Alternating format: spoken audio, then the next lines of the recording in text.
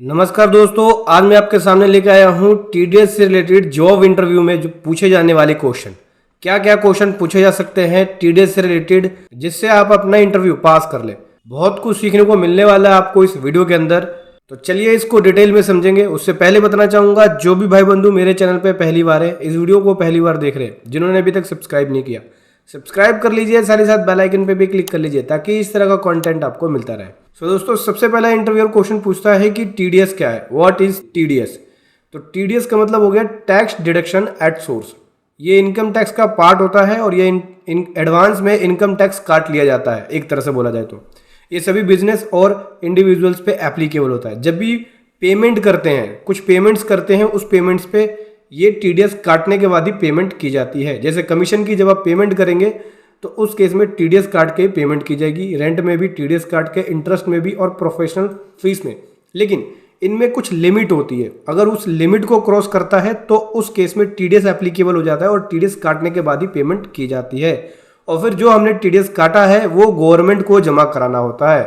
समझ गए। उसके बाद अगला क्वेश्चन पूछता है कि 10 नंबर क्या है, इंटरव्यूअर पूछता है। तो देखो, टीडीएस को जमा कराने के लिए गवर्नमेंट को और टीडीएस की रिटर्न्स को फाइल करने के लिए यहाँ पे 10 नंबर की रिक्वायरमेंट होती है। इसे टैक्स डिडक्शन अकाउंट नंबर भी बोलते हैं और ये 10 डिजिट का होता है, जिसमें अल्फा न्यूमेरिक नंबर्स होते हैं, मतलब न्यूमेरिकल वर्ड्स भी होते हैं और अल्फाबेट भी होता है। वो इनकम टैक्स डिपार्टमेंट के द्वारा अलॉट किया जाता है। अगला क्वेश्चन आता है कि टीडीएस कब जमा कराना होता है। तो जो टीडीएस है वो हर महीने के 7 तारीख को जमा कराया जाता है। जो भी महीना खत्म हुआ है उसके नेक्स्ट मंथ में 7 तारीख तक टीडीएस को जमा कराना होता है। फॉर एग्जांपल के लिए अप्रैल के अंदर अगर टीडीएस डिडक्ट किया है तो 7 मई तक आपको जमा कराना होगा। उसके बाद बात करें कि टीडीएस के अंदर रिटर्न्स की फाइलिंग की ड्यू डेट्स क्या होती है। तो दोस्तों देखो, इसके अंदर मैं बता दूं टीडीएस की रिटर्न की फाइलिंग की ड्यू डेट। दोस्तों, टीडीएस के अंदर जो रिटर्न्स होती है वो क्वार्टरली बेसिस पे होती है। तो अप्रैल से जून की रिटर्न 31 जुलाई तक जाती है, ठीक है।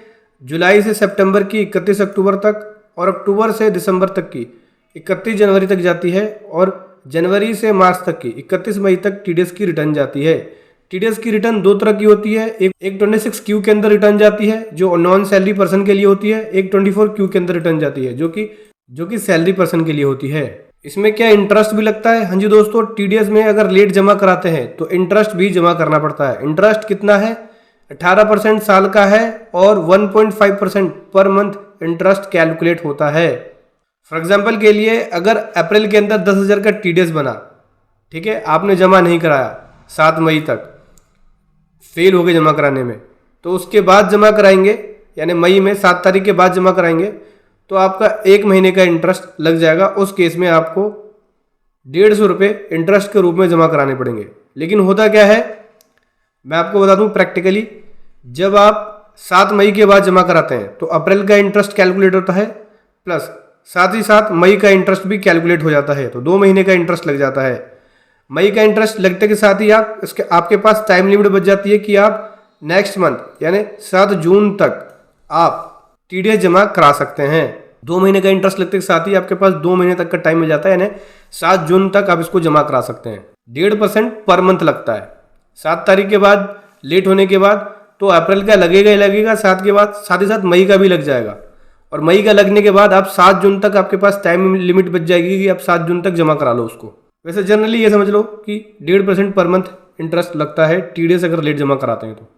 क्या इसमें कोई लेट फीस भी लगती है अगर टीडीएस रिटर्न लेट फाइल करे? हाँ जी दोस्तों, लेट फीस लगती है। अंडर सेक्शन 234E के अंदर लेट फीस लगती है और ये 200 रुपये पर डे होता है। जो ड्यू डेट होती है रिटर्न की, मैंने आपको बताया, देखो अप्रैल से जून तक की 31 जुलाई तक है, तो 31 जुलाई के बाद फाइल करेंगे तो उस केस में 200 रुपये पर डे के हिसाब से लेट फीस लगनी शुरू हो जाएगी।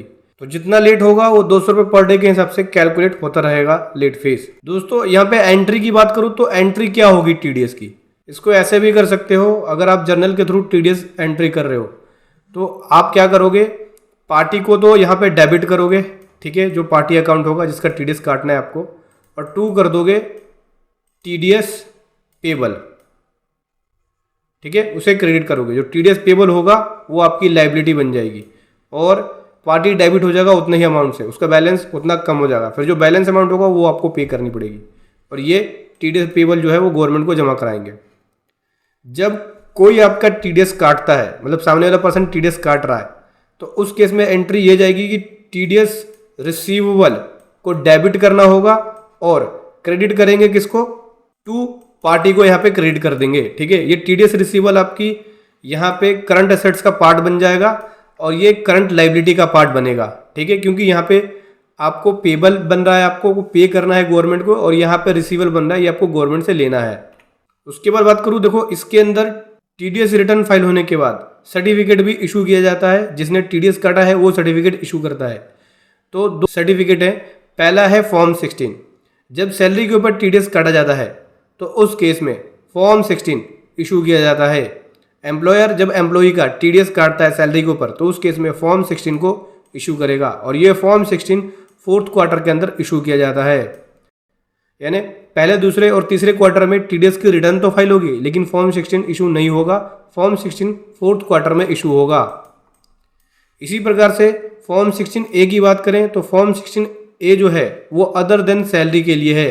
जब अदर देन सैलरी के ऊपर टीडीएस काटा जाता है तो उस केस में रिटर्न फाइल करने के बाद क्वार्टरली ये फॉर्म 16A इशू होता है। जैसे कि अप्रैल की अगर टीडीएस की रिटर्न फाइल हो गई तो उस केस में रिटर्न फाइल होने के बाद फॉर्म 16A इशू करना पड़ेगा उस क्वार्टर का। ऐसे ही सेकंड क्वार्टर की फाइल हो गई तो सेकंड क्वार्टर का फॉर्म 16A इशू करना पड़ेगा। लेकिन सैलरी के केस में केवल 4th क्वार्टर में ही फॉर्म 16 इशू होता है। इसमें फॉर्म 16A है और इसमें फॉर्म 16 है। उसके बाद जो मेजर क्वेश्चन पूछते हैं आपको इंटरव्यू के अंदर वो टीडीएस रेट चार्ट से रिलेटेड है, और टीडीएस का रेट हर साल बदलता रहता है। तो इसके लिए आपको रेट चार्ट पढ़ के जाने की जरूरत है। मेरे चैनल पे आपको हर फाइनेंशियल ईयर का अलग अलग टीडीएस का रेट चार्ट मिलेगा, और टीडीएस रेट चार्ट का लिंक वीडियो के डिस्क्रिप्शन में भी डाल दूंगा मैं, वहां से जाके आप उसको देख सकते हैं। दोस्तों ज़्यादा बताना चाहूँगा, टैक्स सारथी ने अपनी नई बुक लॉन्च कर दी है TDS and TCS return filing के ऊपर, जहां पे कंप्लीट गाइड है आप ट्रेसेस पे कैसे टीडीएस की रिटर्न को फाइल कर सकते हैं। रेट चार्ट से रिलेटेड एक एक चीज़ आपको इस बुक के अंदर मिलने वाली है। तो आप अमेजोन या फ्लिपकार्ट पे इस बुक बाई कर सकते हैं। आपको बस ये टाइटल सर्च मारना है और इसका डायरेक्ट लिंक वीडियो के डिस्क्रिप्शन में भी मिल जाएगा, वहां से भी जाके आप इसको बाय कर सकते हैं। वीडियो कैसी लगी जरूर बताएं। Thank you so much. जय हिंद, वंदे मातरम।